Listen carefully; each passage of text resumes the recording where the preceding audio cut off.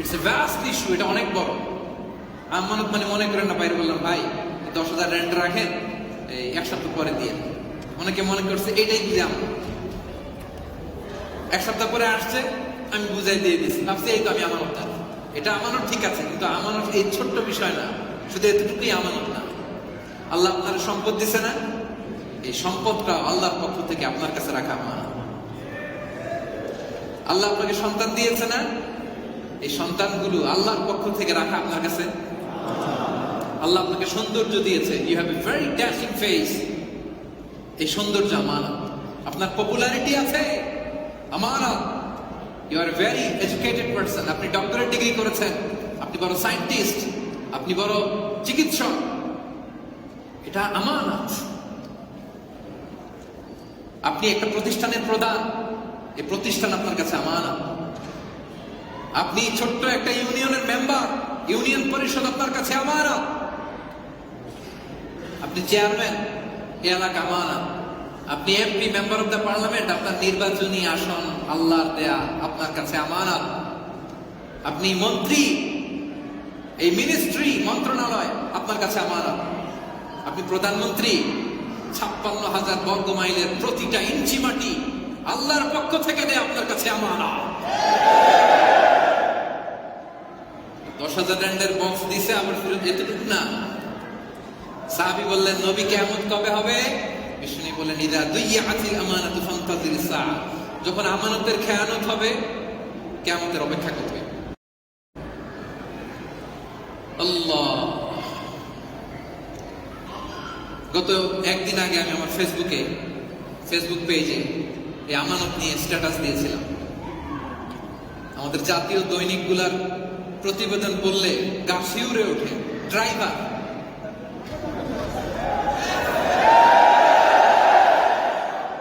পেশায় কি, পারলে পুরো মানচিত্রটাই খেয়ে ফেলে, পুরো মানচিত্রটাই গিলে ফেলে।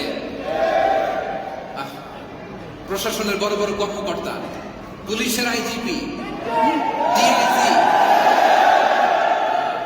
এনবিআর এর কর্মকর্তা, দুর্নীতি দমন কমিশনের কর্মকর্তা, সরকারি আমলা, যাদের কাছে দেশ আমানত, মন্ত্রণালয় আমানত, তাদের ব্যাপারে দেশের সবচেয়ে বড় জাতীয় দৈনিকগুলোর প্রতিবেদন করলে গা শিউরে ওঠে। আমরা আমাদের প্রিয় মাতৃভূমির সরকার মহোদয়ের কাছে অনুরোধ করব, দুর্নীতি দমনে আপনি যেভাবে জিরো টলারেন্সের কথা বলেছেন, কাজেও সেটা আপনাকে প্রমাণ করতে হবে। আমরা আমাদের দেশের গভর্নমেন্টের জন্য দোয়া করি, তারা যেন দুর্নীতির লাগাম টেনে ধরতে পারে। দে আর ট্রাইং देयर বেস্ট, তারা চেষ্টা করে যাচ্ছে।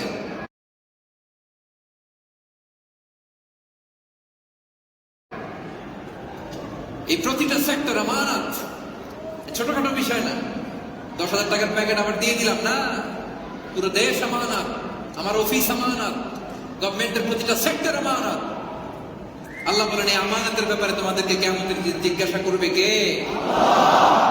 কথা বুঝতে পারছেন? আর আমানতের খেয়ানত যখন শুরু হবে কিয়ামত হয়ে যাবে। কয়টা গেল? 6 নম্বরে ওয়া আহদিহিম রাউন, বিশ্বাসীরা কথা দিয়ে কথা রাখে। কথা রাখেন? মনোযোগ আছে? 6 নম্বরে কি বললাম? ওয়া আহদিহিম রাউন ওয়া আউফু বিল আহদি ইন্নাল আহদা কানা মাসউলা। কথা দিলে, প্রমিস দিলে প্রমিস রেখো। এই প্রমিসের ব্যাপারে, ওয়াদার ব্যাপারে জিজ্ঞেস করবে কে? বন্ধুকে কথা দিলে কথা রাখবে, ছেলেকে কথা দিলে কথা রাখবে, পার্টনারকে কথা দিলে কথা রাখবে, ভাবিরে কথা দিলে কথা রাখবেন। রাখেন তো? রাখেন? ভাবিরে কথা দিয়ে রাখেন? হ্যাঁ, ভাবিরা কিন্তু আছে উপরে, জিজ্ঞেস করবো, হ্যাঁ কথা দিয়ে কথা রাখে।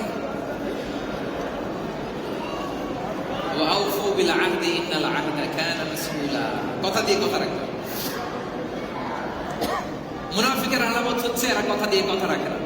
তো আমরা কি মুনাফিক হতে চাই না মুমিন হতে চাই?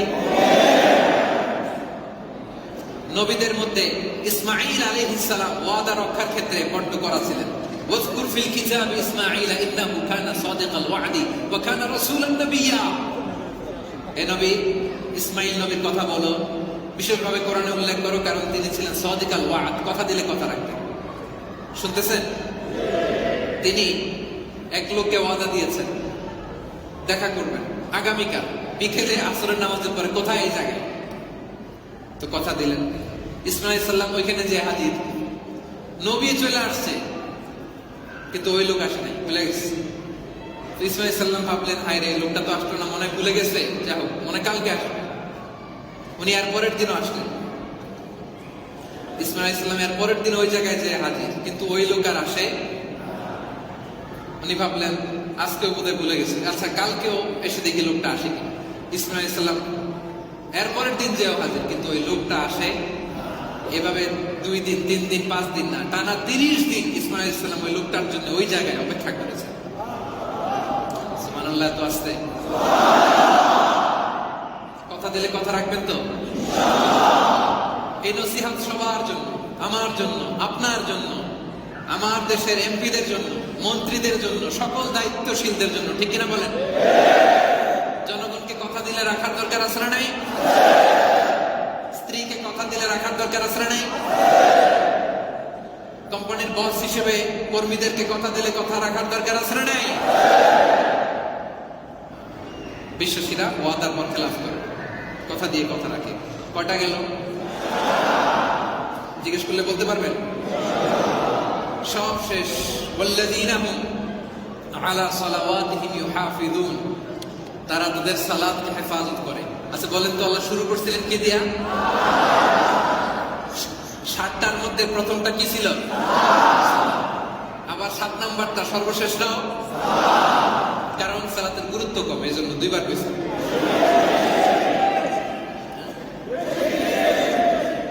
গুরুত্ব বেশি না কম? শুরু করেছে সালাত দিয়ে, শেষ করেছে। এজন্য সালাতের ব্যাপারে কোনো কম্প্রোমাইজ। কাজকে, নামাজকে বলো না আমার কাজ আছে, কাজকে বলো আমার নামাজ আছে, ঠিক কিনা? পারা যাবে? বিশ্বাসীরা নামাজকে হেফাজত করে, নষ্ট করে না, যে কোনো মুহূর্তে পড়ে। সফরে আছেন, পড়েন, চেষ্টা করলেই পারবেন। জোহর আসর একসাথে সফরে কসর করবেন। এবার আমি এমিরেটস এয়ারলাইন্সে যখন আসতেছি, আপনাদের এখানে আমি বিকেলে পৌঁছি, দেখলাম যে আসর আমার চলে যাবে, জোহর আসর আমি কসর করব। আমি কেবিন ক্রুকে বললাম যে পড়া যাবে? হ্যাঁ পড়া যাবে। আমি বললাম একটু বলেন তো ক্যাবলার ডাইরেকশনটা কোথায়? এইটাই, এইখানে ক্যাবলার ডাইরেকশন। এরা কেউ মুসল্লা আনে, প্রেয়ার ম্যাট আনে, কেউ এটা আনে, মানে কত হেল্প। আপনি শুরু করেই দেখেন না, চেষ্টা করেই দেখেন না। নুসরা, মদদ, সাহায্য আরশের উপর থেকে নাজিল করবে কে? সালাতকে বলো না আমার কাজ আছে, কাজকে বলো আমার। পারা যাবে? পারা যাবে? আল্লাযীনা হুম আলা সালাওয়াতিহিম ইউহাফিযুন। সব নষ্ট হয় মুমিনের, নামাজ নষ্ট হয় না। হাফিযু আলা সালাওয়াত ওয়াস সালাতিল উসতা ওয়া কুমু লিল্লাহি কানিতিন। নামাজকে হেফাজত করো, বিশেষ করে ফজর আসরের নামাজ। কিয়ামতের দিন সর্বপ্রথম আপনাকে কি জিজ্ঞেস করা হবে? আউয়ালু মা ইউহাসাবু বিহি আবদু ইয়াউমাল কিয়ামাতি আস-সালাত। কিয়ামতের দিন সর্বপ্রথম হিসাব নেওয়া হবে নামাজের। নামাজ ঠিক তো সব ঠিক, এজন্য নামাজ মিস করবেন? কোন পরিস্থিতিতে নামাজ মিস করার কোনো সুযোগ নেই। ওযু করে নামাজ পড়া ফরজ, পানি নাই তো কি করবেন? দাঁড়িয়ে নামাজ পড়া ফরজ, দাঁড়ানোর শক্তি নাই তো কি করবেন? বসার শক্তি নাই তো কি করবেন? কোন এক্সকিউজ আছে? No excuse will be granted that day. সেদিন কোন এক্সকিউজ আল্লাহ গ্রহণ করবে না। তাহলে নামাজ নষ্ট করবেন কারা কারা? হাত তোলেন। ভুলে হাত তুলছে 2-1 জন। নামাজ নষ্ট করবেন? হাত তুলে ওয়াদা করেন, হাত তুলে বলেন আল্লাহ 5 ওয়াক্ত নামাজ জামাতের সাথে আদায় করা চেষ্টা করব, তুমি তৌফিক দাও। আমিন। আর জোরে আমিন। পারা যাবে? ইনশাআল্লাহ। এবার পরীক্ষার কথা শুনে ঘাবড়াই গেছে। হ্যাঁ, সূরার নাম আরো জোরে। কততম পারা? দেখছেন কি ক্লাস? আচ্ছা, 18 গেল। এবার কততম সূরা? গোল্ডেন এ প্লাস নিয়ে আইসার। আচ্ছা, সবাই একসাথে বলেন সূরার নাম। কত পারায়? কততম? মাদানী সূরা। আচ্ছা, ঠিক আছে। এই সূরার শুরুতে 10 আয়াতে আল্লাহ তাআলা কয়টা গুণের কথা বলেছেন বলেন? মানলে কি পাওয়া যাবে?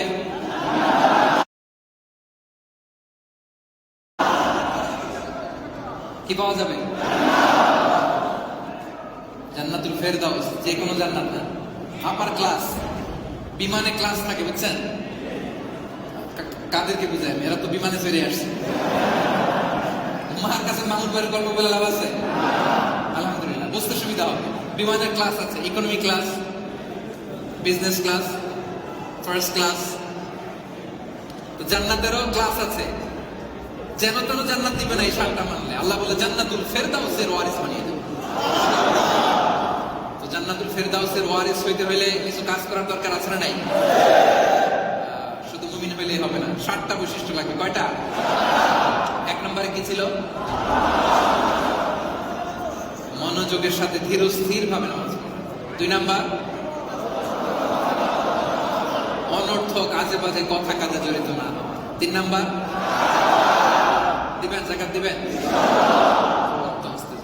4 নাম্বার,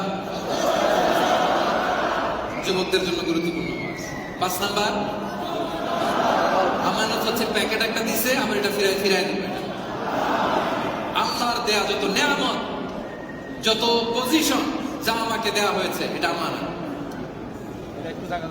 বিশ্বনবী বলেন, ইদা উসিদাল আমরু ইলা গায়রি আহলিহি ফান্তাযিরিস সাআ। যে লোক যে চেয়ারে বসার যোগ্য না, সে যখন ওই চেয়ারে বসে যাবে, কিয়ামতের অপেক্ষা করবে। এখন চেয়ারে বসার যোগ্যতা নাই, কিন্তু চেয়ার পাইছে, এরকম আছে না নাই? আছে। আমাদের কেন 6টা গেল, 5টা গেল। 6 নম্বরে ওয়াদা রক্ষা করা, কমিটমেন্ট, প্রমিস। কথা দিলে কথা রাখতে হবে। Promise is promise. সবশেষে আবার নামাজটা কি করতে হবে? হেফাজত করতে হবে। সুবহানাল্লাহ। মুখস্থ হয়েছে? মুখস্থ ডাইজেস্ট হয়েছে? হজম হয়েছে? আলহামদুলিল্লাহ বলবেন না? দক্ষিণ আফ্রিকা প্রবাসী আমার প্রিয় বোনেরা যারা 2য় তলায় আছেন, এই ওয়াজ শুধু আমার ভাইদের জন্য, আপনাদের জন্য। নামাজে আপনারা ধীরস্থির ভাবে দাঁড়াবেন। আমাদের অনেক মুরব্বীরা রুকু থেকে সোজা হয়ে না দাঁড়িয়ে সিজদায় যায়। মুরব্বীরা, আমার দাদি, দাদা, তারপর পরদাদা, অনেককে দেখেছি মুরব্বীরা এই বিষয়গুলো জানে না। 2 সেজদার মাঝখানে ধীরস্থির ভাবে বসতে হবে। তাড়াতাড়ি চলে যায় আপনারা, মুরব্বীদের বোঝাবে, ধীরস্থির ভাবে পড়তে হবে। এই সবগুলো কথা আমাদের বোনদের জন্য প্রযোজ্য। স্পেশালি সর্বশেষে আমার প্রিয় বোনদেরকে বিশ্বনবীর শোনানো একটা ওসিয়াত, একটা হাদিস শুনিয়ে শেষ করব। বিশ্বনবী বলেন, এই কথাটা স্পেশালি আমার বোনদের জন্য। বিশ্বনবী বলেন, আল মারআতু ইযা সাল্লাত খামসাহা।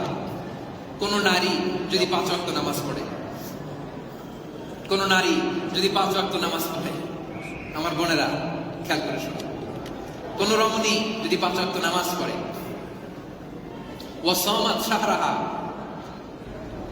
রমাদানের রোজা যদি রাখে, 5 ওয়াক্ত নামাজ পড়ে রমাদানের রোজা রাখে, হাফিজাত ফুরুজাহা, এবং তাদের সতীত্বের হেফাজত যদি করে।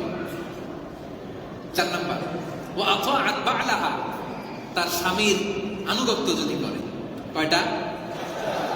বিশ্বনবী বলেন, এই 4টা কাজ যদি কোনো নারী করে, তাহলে ফালতাদখুল মিন আইয়াবিল জান্নাতি শাআত। কোন রমণী এই 4টা কাজ যদি করে, আল্লাহ কিয়ামতের দিন ওই নারীকে ডেকে বলবে, 4টা কাজ করেছো, দুনিয়ায় আসো, আমার জান্নাতের 8টা দরজার যেটা দিয়ে মনে চায় জান্নাতে ঢুকে যাও। আমার বোনেরা, অন টাইমে নামাজগুলো পড়বেন, রমাদানের রোজা যেন মিস না হয়, যেগুলো কাজা হয় পরে খেয়াল করে গুনে গুনে আদায় করবেন, সতীত্বের হেফাজত করবেন, স্বামীর আনুগত্য করবেন। জান্নাতের 8 দরজা আপনাদের জন্য খুলে দিবে কে? আমার কচি কাঁচা সোনামণিরা যারা এসেছো, তোমরাও আব্বুর সাথে নামাজে দাঁড়াবে, তোমরাও কোরআনের সূরা মুখস্থ করবে। একসাথে আমাদের পুরো ঘরের এনভায়রনমেন্টটা জান্নাতি এনভায়রনমেন্ট হোক, আমরা চাই কি চাই না?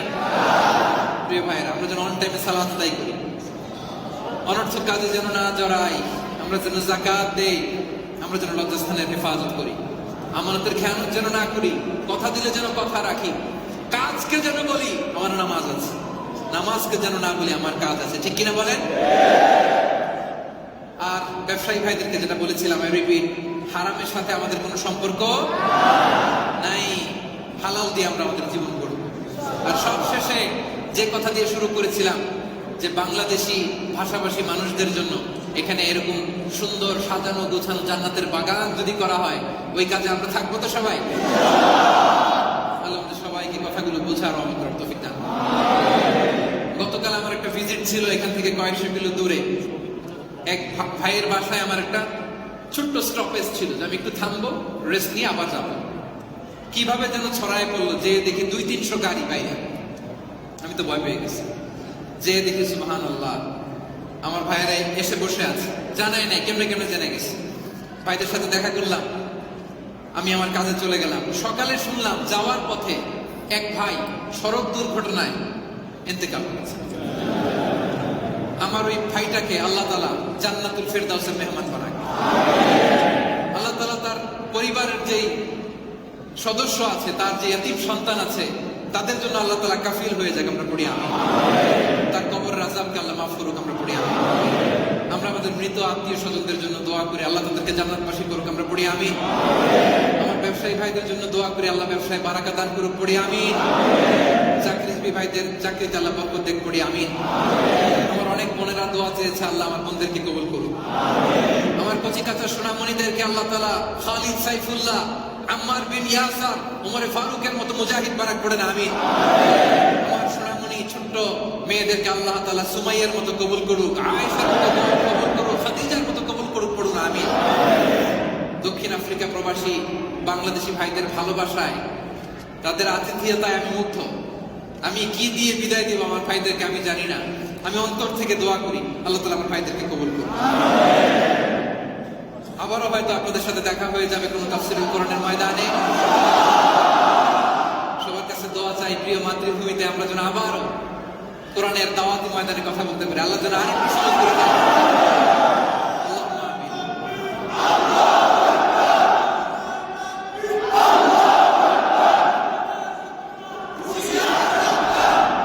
প্রিয় ভাইয়েরা, আমরা সবার জন্য সংক্ষিপ্ত 1 মিনিট একটু দোয়া করে বিদায় নিই।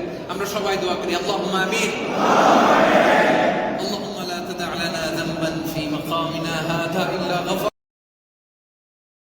গফারতা ওয়া লা দাইনান ইল্লা কাদাইতা ওয়া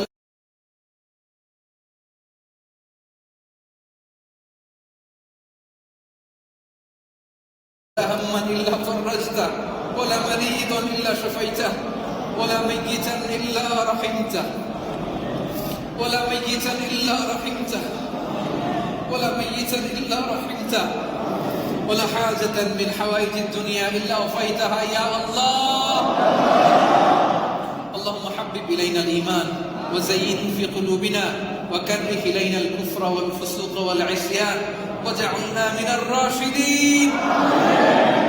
اللهم اجعل القرآن العظيم ربيع قلوبنا ونور صدورنا وجلاء أحزاننا وذهاب همومنا وغمومنا واجعله شفيعنا يوم الحساب وارزقنا تلاوته آناء الليل وأطراف النهار. اللهم اجعل جمعنا هذا جمعا مرحوما واجعل تفرقنا من بعده تفرقا معصوما ولا تدع فينا ولا معنا شقيا ولا محروما. اللهم إنا نسألك من الخير كله عاجله وآجله ما علمنا منه وما لم نعلم ونعوذ بك من الشر كله عاجله وآجله ما علمنا منه وما لم نعلم.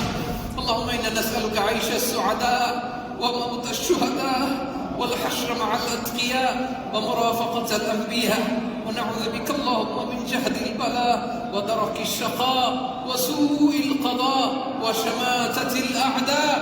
اللهم بارك لنا في صحتنا، بارك لنا في عافيتنا، بارك لنا في معاملاتنا، بارك لنا في أرزاقنا، بارك لنا في أرزاقنا يا رزاق.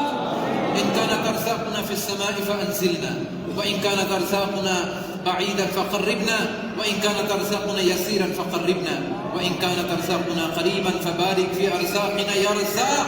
اللهم أعز الإسلام والمسلمين، اللهم أعز الإسلام والمسلمين. اللهم من أراد بالإسلام والمسلمين خيرا فوفقه كل خير، ومن أراد بالإسلام والمسلمين سوءا فاجعل كيده في نحره، واجعل تدميره تدميرا. اللهم انصر إخواننا المستضعفين في فلسطين، اللهم انصر إخواننا المستضعفين المجاهدين في غزة. اللهم كن لهم معينا ونصيرا، اللهم كن لهم معينا ونصيرا. اللهم أعنا على ذكرك وشكرك وحسن عبادتك. اللهم إنا نسألك الهدى والتقى والعفاف والغنى. ربنا ظلمنا أنفسنا وإن لم تغفر لنا وترحمنا لنكونن من الخاسرين. ربنا آتنا من لدنك رحمة وهيئ لنا من أمرنا رشدا. ربنا آتنا في الدنيا حسنة وفي الآخرة حسنة وقنا عذاب النار، واجعل آخر كلامنا عند الموت لا إله إلا الله محمد رسول الله صلى الله عليه وسلم.